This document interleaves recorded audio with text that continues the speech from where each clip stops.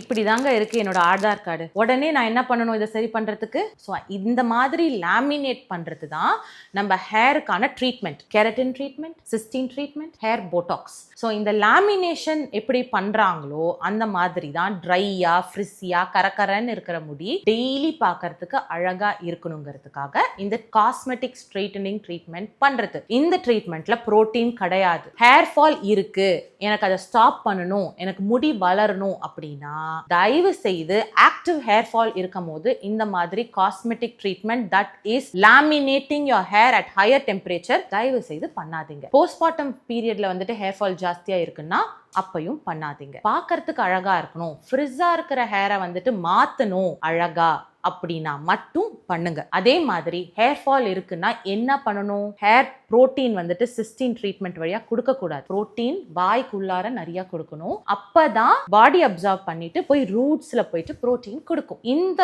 ஒரு மித்தை நீங்க புரிஞ்சுக்கோங்க. பாய்.